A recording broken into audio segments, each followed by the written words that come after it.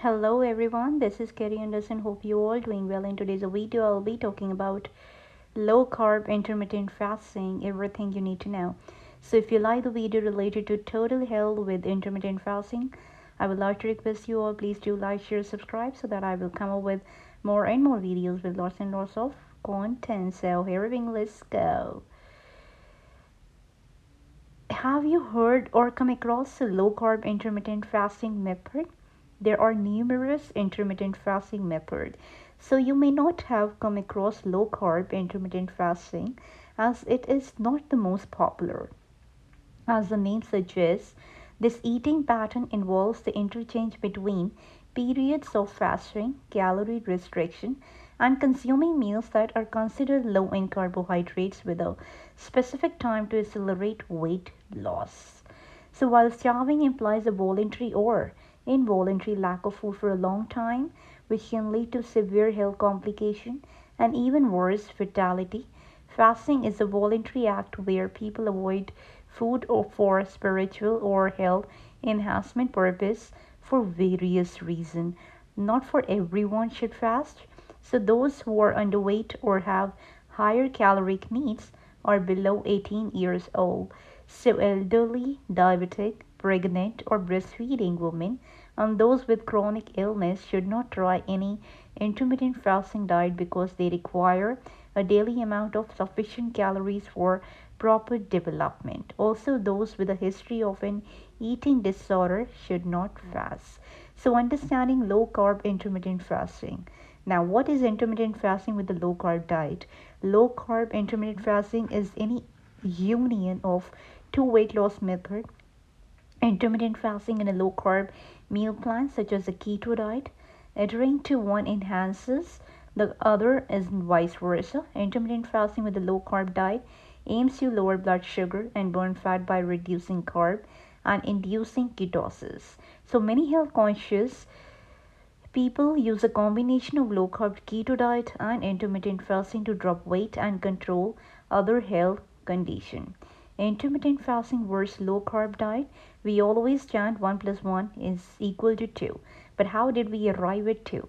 You first have to understand the building blocks, therefore, what 1 is. Using the same analogy, to better understand the low carb intermittent fasting meal plan, it's important to know the role of individual meal plans. So, intermittent fasting, unlike most diets, intermittent fasting focuses on when you eat and not what you eat. There are several types of intermittent fasting, for example, 16 is to 8 fasting and 5 is to 2 approach. The bottom line how to do intermittent fasting is that you will have to eat only within a specific time window regardless of the approach taken.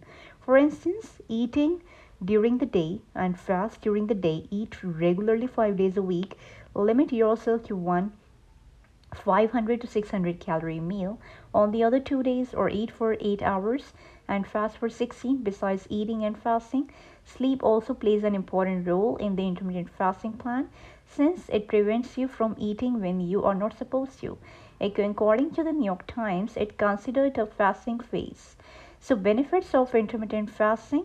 Intermittent fasting might be a realistic, sustainable, safe, and incredibly effective weight loss in diabetes. So, prevention method, if you follow the fasting and eating periods of the plan as dictated, its benefits include weight loss. Although weight loss is usually associated with reduced calories, you do not have to worry too much about the number of calories you consume with intermittent fasting when cells do not use all the carbs that are broken down into sugar for energy. The excess is stored in the fat cell using insulin when you do not snack during the fasting phase. Insulin level decrease and the fat cell can then release their stored sugar to be used as energy. Simply put, the body uses your fat reserve for energy during the fasting phase. Therefore, weight loss in intermittent fasting occur when insulin level go down for enough and for long enough that you burn off extra fat. Now, reduces insulin resistance. A review of literature published in the Clinical Diabetes and Endocrinology journal concluded that intermittent fasting minimizes insulin resistance. This means that regular periods of eating and fasting may help protect you against type 2 diabetes, a disorder primarily caused by insulin resistance, specifically in adipose tissue, skeletal muscle, and liver.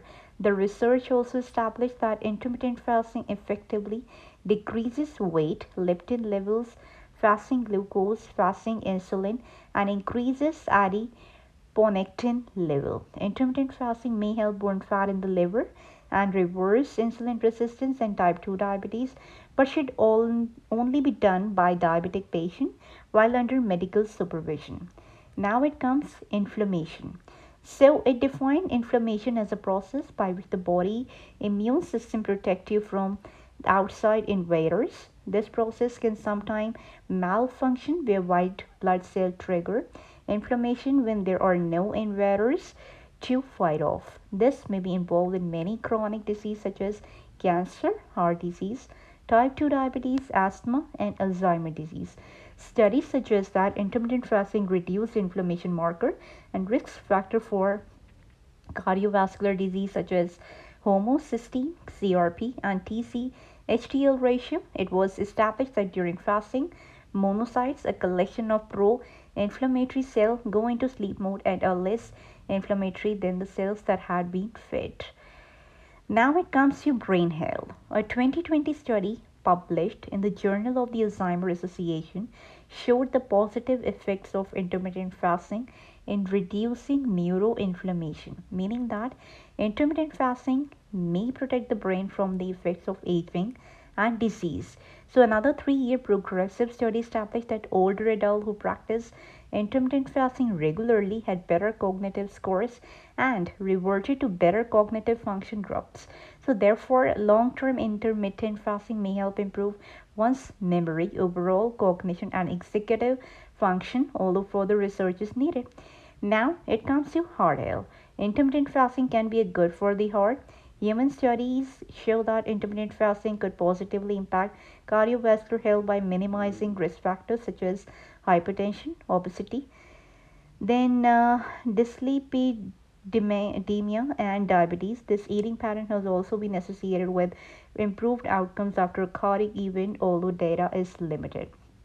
Now, that's all about the intermittent fasting in this video. I'll definitely come in the next video.